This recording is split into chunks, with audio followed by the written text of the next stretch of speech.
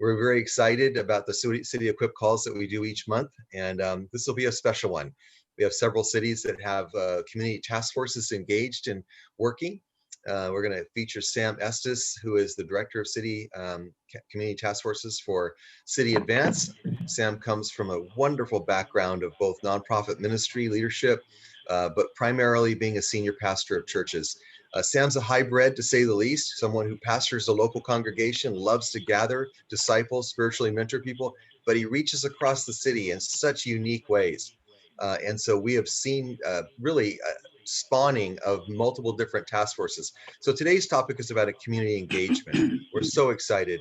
You know, City Advance's vision is about bringing together and uniting people around a collaborative movement concept. And how that concept works is churches coming together and nonprofits and marketplace people in government coming together and actually engaging into community engagement, creating real change. So it's just an honor, Sam, to have you here. And so I'll let you take it from there. This is being recorded. It'll be on our YouTube channel. There's several things in the chat room that have been entered in for your information, our vision, and some links. One last thing would be really the powerful story of the Sanger story is where it originated a lot of this. And so the Sanger story video is going to be in the link on our YouTube channel, so you can check that out then. So Sam, go ahead, and thank you so much for being here. Yeah, thank you. Thank you, everybody, for being here. We'll look forward to the others that are coming. In 2008, we were doing an event in our city, and during that event, a gang-related incident, a 17-year-old kid was shot, dead, and killed. And we said, you know, this should never happen again in any city. So we started the Sanger Community Task Force. Started with about 8 to 10 people. We invited the chief of police, the city manager, the superintendent of schools, so the leaders of the city. And they said, yeah, we need to do that. And then we started to see some traction. And as we were getting traction, we saw some really wonderful things happen. More people started coming. And so as we look at the task force, these are the agencies that we invited to come be a part of us. Now we jump ahead about 12 years. We now have over 450 people, over 90 agencies and organizations that are a part of the Sanger Community Task Force. The exciting thing about that is what gets to be addressed. So collaboration and networking happens. We actually started a group called Hope Sanger. 15 churches came together along with Rotary and the city and the school. And we bought the hotel. There are now 14 rooms that are now being housed. In fact, at our meeting on Tuesday, there were 2 families that came to Hope Sanger and we didn't have a place for them. And so out of that, we're starting a brand new initiative with Hope Sanger. And next Thursday, we'll have about 12 people meeting, including the chief of police, the city manager, the economic developer, the school district, 4 or 5 churches. And we're going to be talking about, can we open up churches to help do this? So as a community, we're working on making that happen. Restorative justice has been going awesome. We're bumping it up again. We trained 16 mediators to do that. We're now putting them back in place. All the food distributions, talking about it so that all the food distributors know who's doing it and when they're doing it. So we don't duplicate services and people don't fall through the cracks. Adopting schools was a big thing. And it really helped the school district, and it helped the churches really be outward focused and working on that. Of course, mental illness is a huge thing. And working with NAMI, we now have over 90 people trained in prevention of suicide, suicide awareness, that type of stuff. Then the CERT team was started through that, our community emergency response team. Over 40 people are now a part of that. The Chamber of Commerce has been able to do lots of things. So that's some of the outcomes of a task force.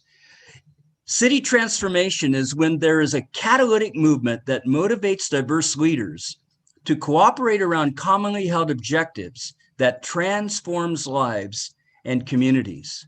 So How does that happen? Well, what we found is some of the core components is you need a catalyst, something moving it. And for us, it was the 17-year-old kid that was shot in the head. For other communities, it's homelessness. For some communities, it's economic development. So whatever the catalyst is, and then the connector, they've got to move together. You've got to be in a concerted effort. The convener, of course, is the organizer. The secret sauce, I think, is that convener, someone who's been pulled up by the organizations that are coming together and see this person as being able to bring about the kinds of changes that are necessary. It needs to be cross-sectored. So all the stakeholders need to be at the table. That's the difference between an initiative and a task force. An initiative is usually single focused, like education or crime. But in a task force, it's all the stakeholders, the social, which are the church and the nonprofits, the private, which is business, and then the public, city and school. Many people have called that the 7 mountains, but everybody needs to be at the table. There needs to be an understanding that there is collaboration, that you're working together, that you find commonly held core objectives, doing good together. One of the ways we pull it is people of faith working with people of goodwill. And we found that sometimes people of faith don't know how to work with people of goodwill, and some people of goodwill are kind of afraid of the people of faith. So helping a community understand that, introducing the church to the city and the city to the church, I think the task force really helps that happen. Of course, you got to contextualize what is realistic for this specific place. What does it look like? What's the culture? What's the ecosystem of that particular place? And then, of course, the champion then becomes the neutral convener. He's the one that's been raised up by everyone to do that. He's a trusted steward. And then you look at your core objectives. So the neutral convener, we do training on neutral convening. I have at this a couple of neutral conveners on our call today who are working in their city. And so it's the call, the competencies, and the consistency. And we'll talk more about that later on as when we go to our conference, which is happening on February 28th. So we'll take a look at that time. Again, here's an agenda. You can see it's pretty jam-packed. Everybody at the table gets a chance to talk. A sample task force meeting is everyone has a seat at the table. The introduction, everybody sort of takes a breath and you see who's at the table that particular day. You leave your agenda at the door. You bring your resources.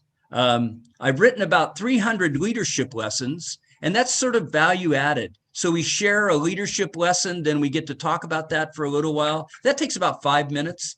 Then usually we have a prayer, and then who's ever hosting the meeting, they get to share. They get to start first. Right now, of course, everyone's online, virtual. But when we meet at a different place every time. So we could be in the briefing room at the police department, in the community center, at a church fellowship hall, in the boardroom at the school district. So you get to meet at lots of different places, and wherever you're meeting, they get to host it. And then usually you get to tour their facility and what's going on, but everyone gets to share. And then what's exciting about the task force is you look for solutions and outcomes. It's not just a good meeting. You are looking for ways to bring transformation into your city. And then you do the next meeting, and then you have announcements, and then you do collaboration. So there's the Reader's Digest version of a task force, but I think it'd be really important for you to hear from individuals who are actually doing task forces in their cities, a little bit of how they started and then what they're doing. And so I have this on. I don't see, is Richard, was he able to get on? Yes, I am. I'm here now. Thank you. Okay. I'm all ears. That's great. I was thinking of Richard Walker. Was he on? Oh, more Richards. Okay, so yeah, Richard, I don't see Richard on here. So we'll go to Stephanie McKenzie. Stephanie is up in Marysville, Yuba, Sutter County, task force. Stephanie she is a kindergarten teacher, but she's also served on the city council. And she and Rick have been serving up in Marysville. So Stephanie, welcome today. If you'll unmute and share with us a little bit about your story of the Yuba Sutter County Task Force. Okay, can you hear me? Okay. Yep. Well, thanks for having me. I'm excited to share. We are doing some great things up here, and we got started. The way we got started was a little different than the Sanger story. I was a council member for Marysville and went to my first event in Sacramento, a training event for new council members and mayors, and I ended up sitting by city manager Chowchilla, who I was telling him my vision for my city was really to engage the church, because I felt like the community was going to be able to make a big difference in the benefit, the welfare of our city in aid to the government. And so he said, you need to meet my friend Sam. so Sam and I got on the phone, and I said, oh my goodness, this is what I think needs to happen, because I felt like God had given me a word for the city from Isaiah 58, talking about how, if you do these things, take care of the homeless and feed the poor, all those kinds of things, then your light will start to shine. I thought this will be the success of our city, and it will happen through God's people, but really through community engagement. So we started in 2 years ago, actually February. We're actually at our 2-year anniversary right now. And we started with a government leader who was a believer, and then in hopes of engaging the church. And so we've done really well. We kind of got a slow start, but I think we're doing really well. And one thing that we did just recently that was an amazing impact on our entire 2 communities. We have Marysville and Yuba City, 2 cities on either side of a river, and so we're very close-knit communities. But when this whole COVID thing happened, there was a community member, actually United Way director, and he said, we're going to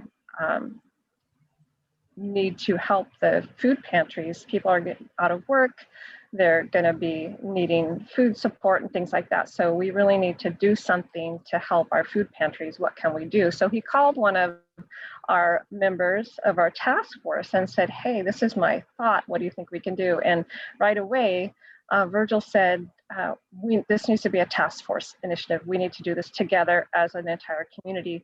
And at that point, the director had not been part of the task force, and although he had been invited. So Virgil called a couple other guys who we've been already working together. So there was about 4 or 5 of our core members of our task force who he called and said, hey guys, we need to get together and meet this need. We need to brainstorm. And so it was really beautiful. I think it took about a week maybe to organize and make a plan and pull off this great operation that I'll tell you about. But because of the relationships that we have established in our regular task force meetings and the smaller things that we have done together already, people knew where the resources were. They'd already had good working relationships. And so it's like we had a team built and we're ready to mobilize for a new need. And it just came together really quickly. So what happened was we ended up getting over $200,000, like from that point to this point, in financial donations to distribute to the food bank and the food pantries, and over 140,000 pounds of food donated and distributed. And but really what it transformed the food bank and the pantry system. The food bank was not operating very well at all. It was very dysfunctional. It needed change, but the board hadn't moved on it. But our bringing some people from the community into the picture and seeing what was going on and just saying, hey, this isn't working right. Come on, let's do something better. And so it really put some pressure on the board to make the changes that they needed to make. And so they did. And it got the community involved in a system that kind of was obscure and not working very well. And so now we have a ton of community involvement in the food bank. We have volunteers for the food pantries who needed help.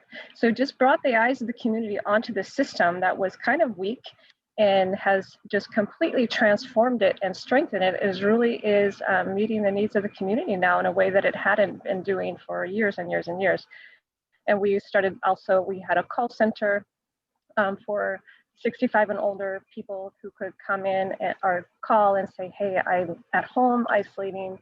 Can I get connected to some food delivery and food support? So we had that call center and we had delivery people. It was just amazing. So it's still going on. And it also did something really beautiful, I think, built some trust with the United Way group in our town, because there was like a lot of uneasiness about, do we want to let them be in charge of our money and all that kind of thing. But I think it really showed that the people locally were doing a great job and brought them kind of in where they had been estranged a little bit. So that was a really beautiful and powerful outcome from that project that we did, and it's ongoing. Another thing that we are in the process of doing is getting connected with our school district, the Marysville Joint Unified School District, a little bit with the Sutter County side, but not as much. But had some great conversations with them. And I went to them saying, hey, we've got this task force. I was also a council member at the time. How can we support the school district? And I told them about the Sanger story. Well, of course, Sanger story is famous in school districts. And we have a similar demographic in Marysville, but Sanger defied the odds really in education as far as what kind of outcomes you can get with a population that is disadvantaged. And so they were like, oh yeah, we want to do what Sanger did. Let's do it. How do we do it? And I said, well, I know the guy. I know Sam Estes. They've got a story. We can connect and we can mobilize. We want to do whatever we can to support the schools and make it successful. So they're very excited about that. Of course, that was right when in March last year when everything hit. And so we couldn't get volunteers into the school, but we had a great meeting where we brought all the principals. They put posters on the wall. They wrote down their needs and they were like, yes, we want you. We want you on our campuses. We want you supporting our kids. And it kind of got halted. So we're regrouping right now and trying to find locations where students can go during the day and have a stable internet source and have somebody to supervise them. Because of course, we all know that a lot of kids are really struggling and families are struggling at home without the adequate resources and all that kind of thing, or just capacity to homeschool your kids when you didn't sign up to be a teacher. So so we're working with them right now with that, but they're really excited, and we're still going to move forward however we can with supporting our schools. So I'm looking forward to seeing the outcomes that we'll have from that. So those are two pretty big things that are going on lately with us. And Sam, is that enough, or do you have any information that you want me to give? No, that sounds really good, Stephanie. Thank you so much. Rick, anything to add? No, I think we're covering a lot of different areas, and the examples that Stephanie give you a good example of what can happen. The broader the scope of who is involved in the task force makes a huge difference in those things that you can attack. So that's my 2 cents. So that is a community up in Northern California. Richard evidently hasn't been able to come on. Our very first one was in Chowchilla, a small community here in the valley. And they've been going on for about 4 years and have had some significant work in their area. Now let's go down south to Santa Ana. And Steve Bressler has been working in Santa Ana, and Santa Ana has a task force. Dave Elliott wasn't able to be with us.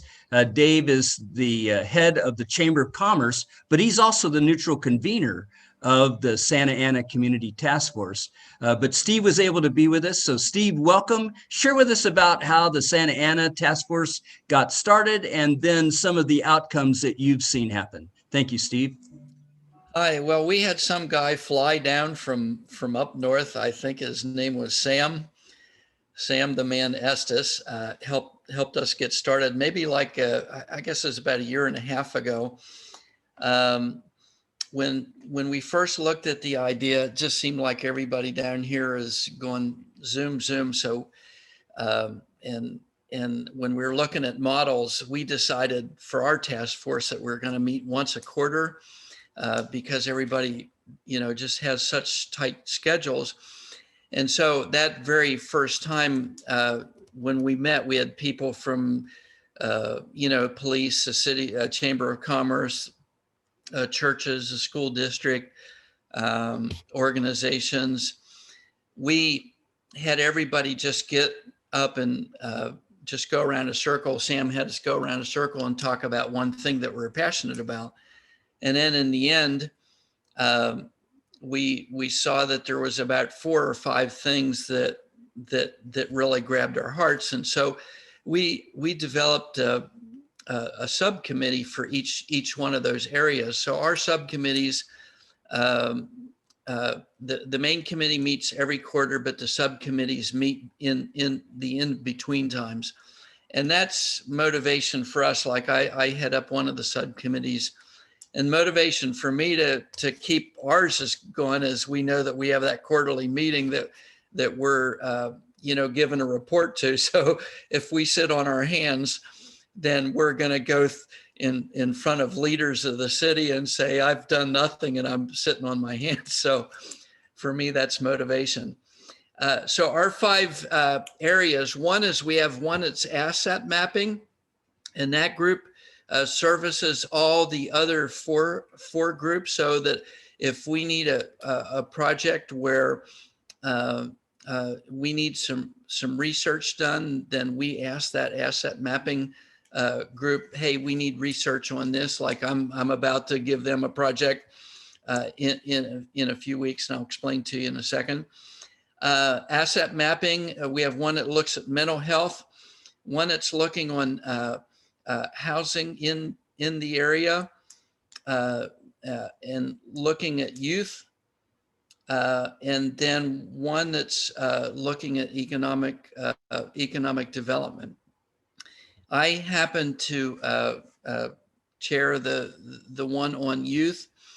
One of the reasons that we wanted to focus on youth is that that's the future of the city.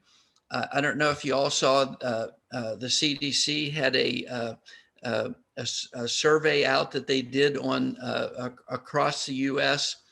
If you look at the youngest group that they surveyed back in August, 24% of our young people, because of the pandemic, have increased or started substance abuse. 25% of them are seriously considering suicide, and 75%, 3 out of 4 of our young people have an adverse mental or behavioral symptom related to the pandemic. And so we really had a heart, and our group has been meeting over Zoom since the pandemic. The first thing that we did is we felt like, okay, we have those statistics, but we wanted to hear from our own youth. So over Zoom, we brought together high school students from Santa Ana together with city leaders for an hour and a half.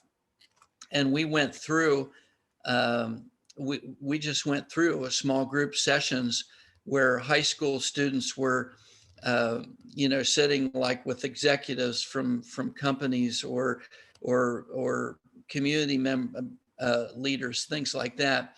And it was very sobering. I hadn't realized that kids, even though I'm aware and I mentor kids, I didn't realize how deep and how dark their world is. So that was the first thing we did as a subcommittee.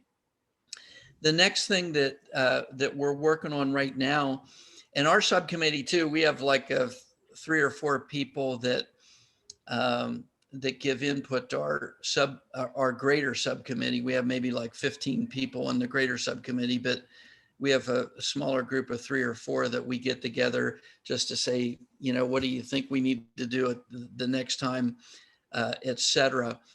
And the thing that our subcommittee has picked on is 2020s is going to be the decade of mentoring in Santa Ana.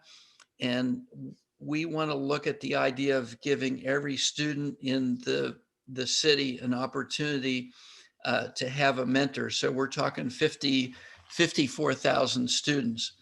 And so we're coming up with how on earth could we do that without reinventing the wheel. So we're partnering with all the people that provide mentoring. And it's not that we're going to reinvent the wheel, but what could we do to help those entities like Boys and Girls Club, Saddleback Church, all these different people that mentor, what could we do to funnel people into those organizations and help them to be a success? And so the bite size that we've taken off now is we're working on a pilot. How can we get the first 100 people through our funnel that we've found volunteers? And we don't determine the criteria, but we are funneling people to different organizations. So one of the people in our group had some people connected, and so we actually have developed, and it's almost ready to work. I'd say it'd be ready to work in about another month. We actually have a website that we've put together that will showcase all the mentor. You could use this website, I'm sure, for any city. It shows all the mentoring opportunities, whether it's short-term, one-time, long-term. I want to work with younger kids, older kids, but it sends them, and people say, I want to do this stuff, and then it'll send it to the opportunities, and then the organizations go through filtering out the contacts. So we didn't take on the work ourselves, otherwise that would have been an incredible task. That we started funneling people and being a conduit to get people out. So that's just like one idea of what we're working on. Thanks, Sam.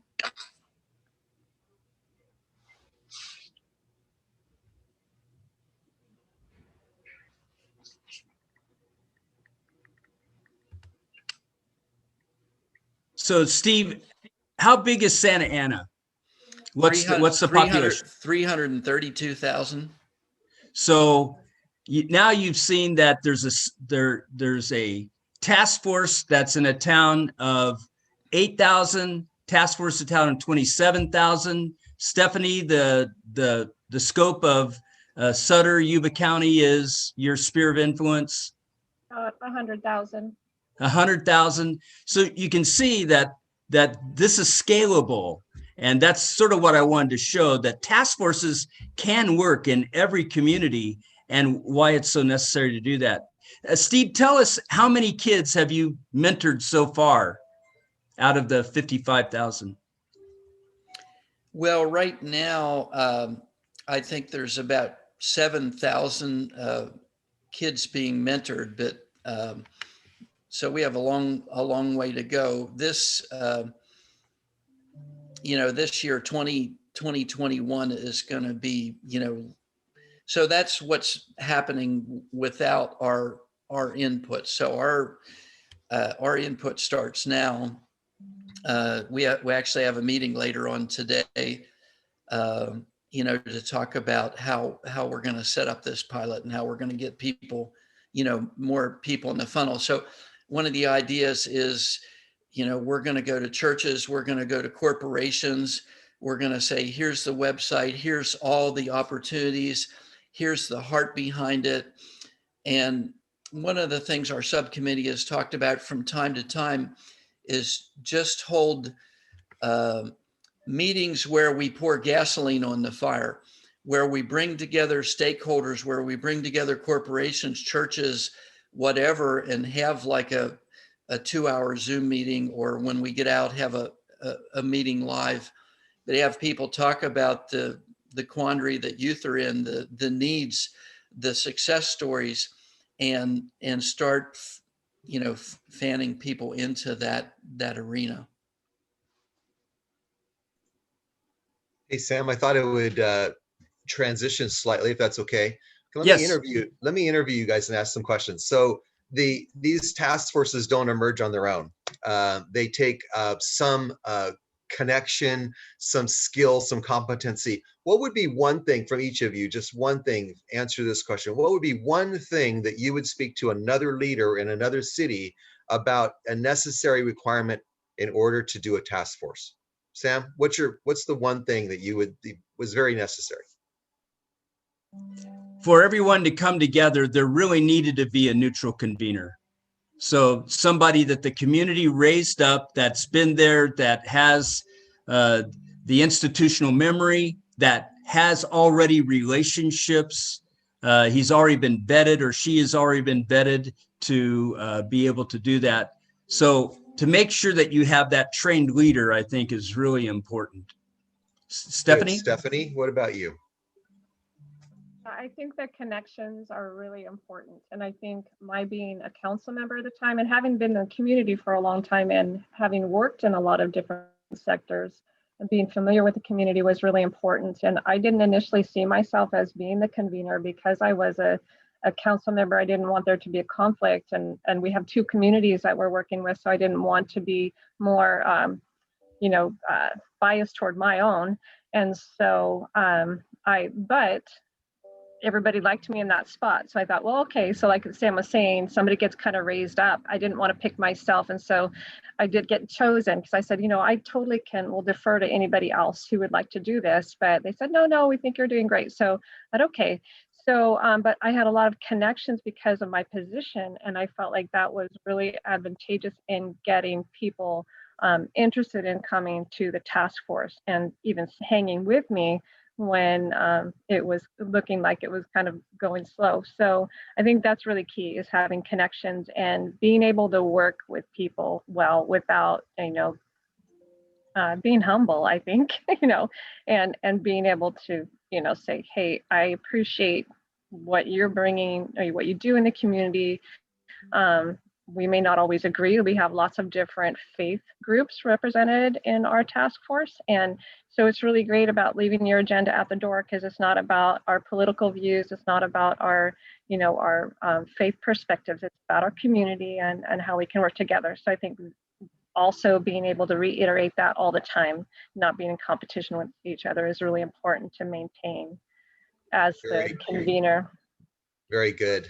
And so Steve, an attribute that you would equip and share with others about task force? Yeah, I think for Santa Ana, something that was really important is that we had an early win, or something to say, here, this has happened as a result. Because if we'd have kept meeting and it's like talking and it's like, what do you do? And people would have scattered to the four corners. So I think the fact that we had subcommittees right away, but also like our subcommittee, the fact that we put on that youth summit, even in the middle of COVID, we put on a youth summit. We just, in a sense, rammed that through, but that's an early win. We have a 4-page report out on the summit. It's very numbing and revealing. And now we have the next step. So the committee knows, okay, this is the next thing that we're working on. And that way people don't look around. They don't think, well, what are we doing? It's just like, okay, there's things happening and I can join in on those things. Yeah, I think not only, go ahead, Stephanie. Can I second that? I want to second that, because I feel like our group was saying the same thing to us. It's like, we're meeting, but we haven't done anything yet. So people are thinking, what are we doing here? Why are we coming? What's the value to us and to our community for meeting? So I agree, you need to find something to do to show that you are legit, And so we did a community connections fair. We did like volunteer recruiting for agencies that needed volunteers. So that was our early win, and it was significant in the momentum of our group. Yeah, and not only the early wins, but building that culture of honor. Because a lot happens during the meeting when somebody, it bubbles up. Somebody says, here's a need.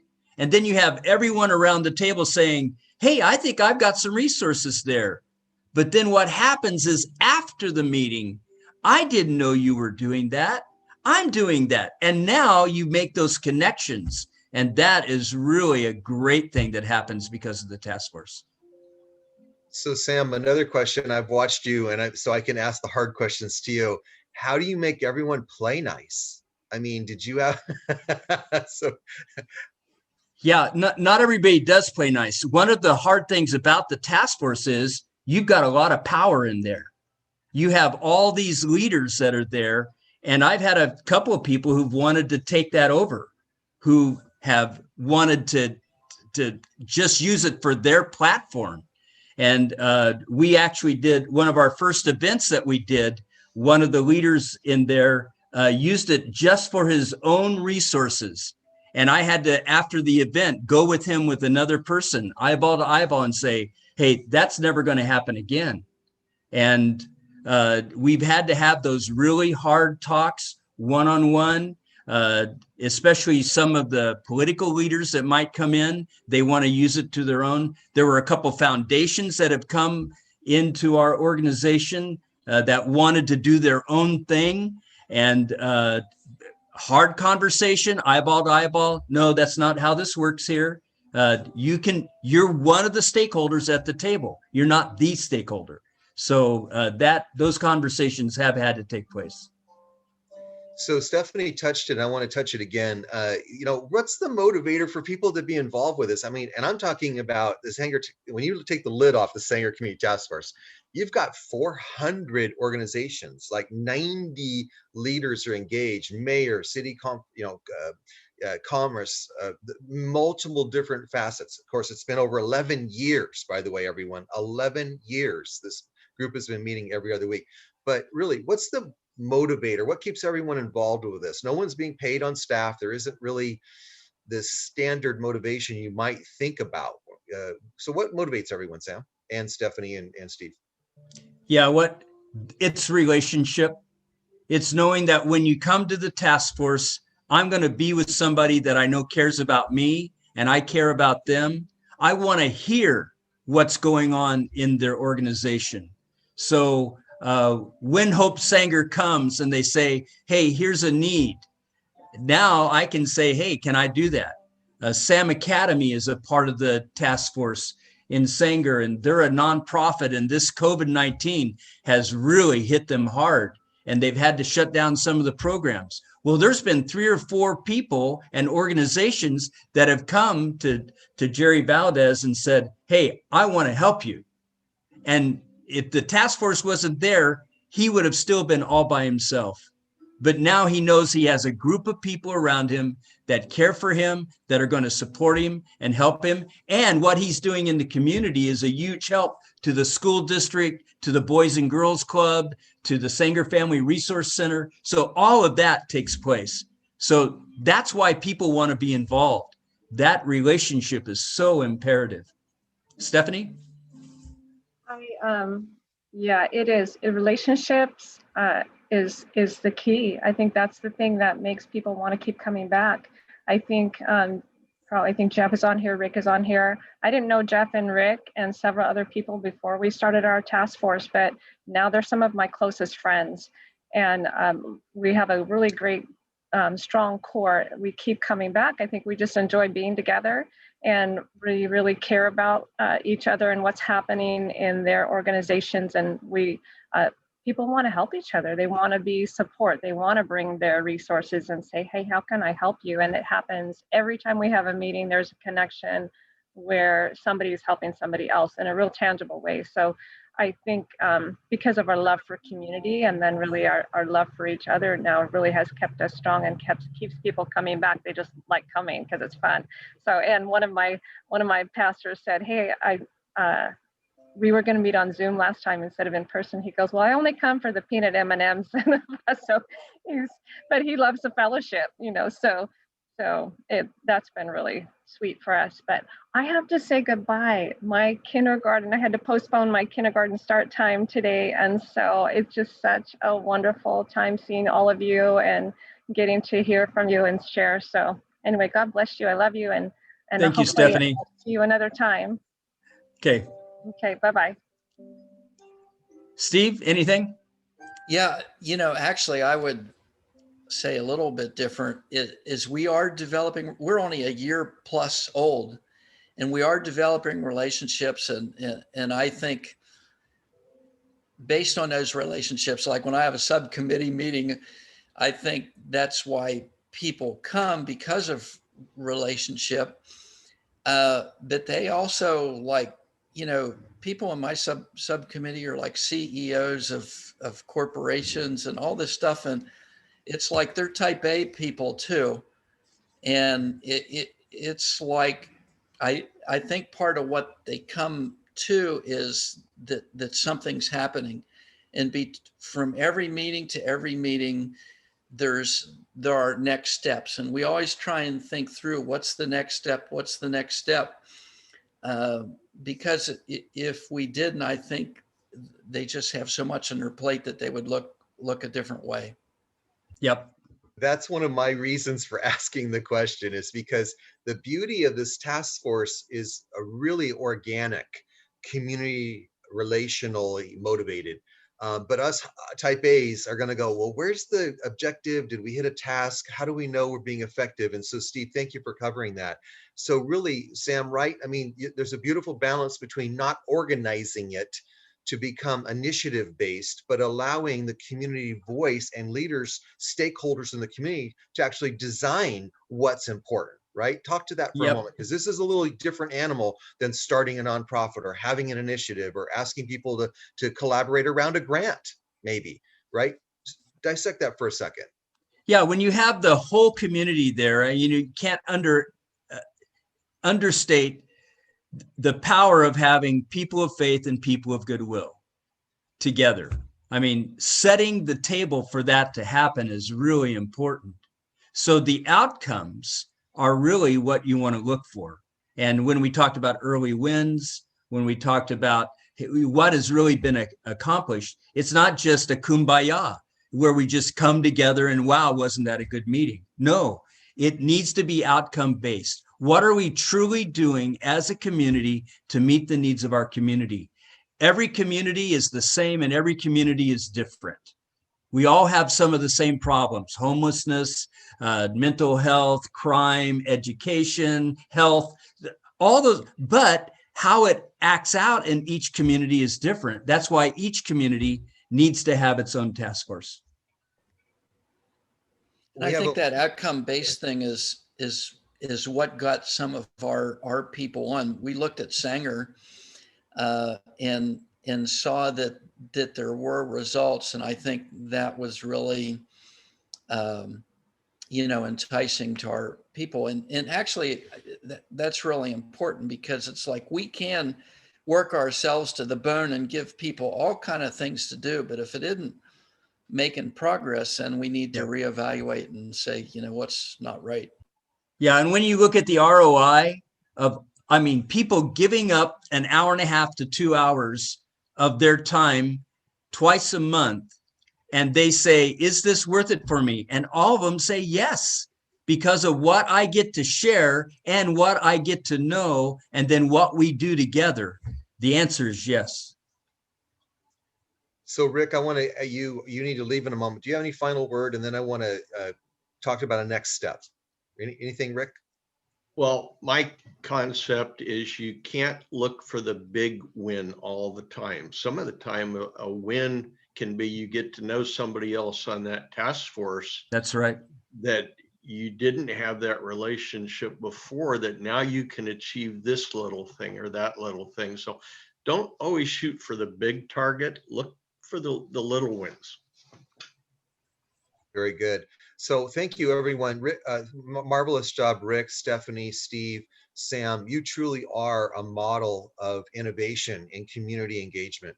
I love watching your faith express itself in the community sector, and how you bring roundtables together is rather remarkable.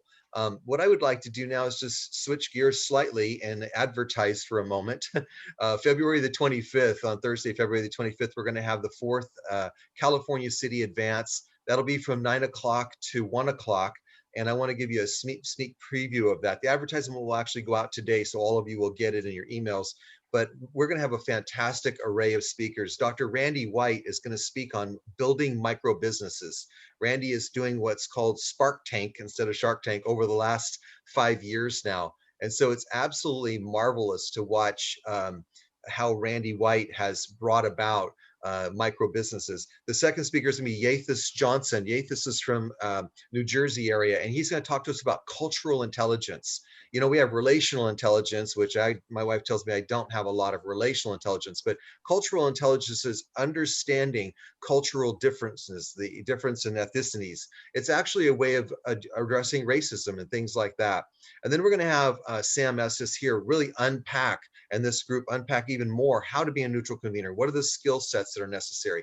What's a catalyst? What are collective impacts? So we'll open that up. And then last but not least, and on this call was our new mayor, Fresno Mayor, Jerry Dyer.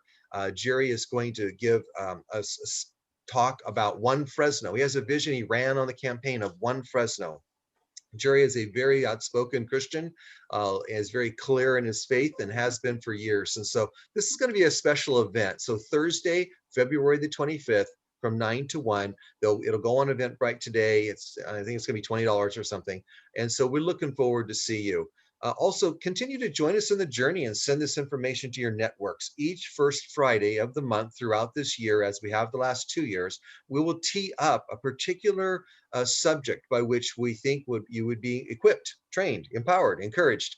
And last but not least, really, we can't overstate the reality that we need one another. We need to walk in relationship with each other. Not only as believers in Jesus Christ, of course, but as those who really carry this sense of how to bring together community, how to bring together the different facets of community, how to maybe at times have that sidebar conversation, as Sam said, and do it professionally, how to be reconcilers in a community setting. This is what the church needs to be doing right now, in my view. And we are just deployed into all of these facets, all these sectors. We're not in one sector, we're in all of the sectors of a city. But are you empowered in your sector? Do you see Jesus? Do you see people of like-mindedness in your sectors and communities? From CEOs to the homeless, God is reaching out to our communities, and he's inviting us to come in very fresh and unique ways. Sam, I honor you for all the years that you've spent having an ear. You're hearing the cry of the community, and you're standing in the gap as a senior pastor, chaplain, you read to children, you play your guitar in kindergarten classes. You are an absolute perfect example of someone who's living out their faith. And I want to honor you today for that. So God bless everyone. We appreciate you being here. It's been a joy, and have a wonderful time. Sam, would you just say a quick prayer for us all, please? Yeah, I'd be happy to. Father, thank you again for this incredible time together. Thank you for what you are doing in our lives, and because of that, what you're doing in our community. I pray that somehow we would continue to move the ball forward to meet the needs of the kingdom of God in our communities. Thank you for what you're doing and for what you're going to do. I ask your blessing on each one here in Jesus' powerful name. Amen.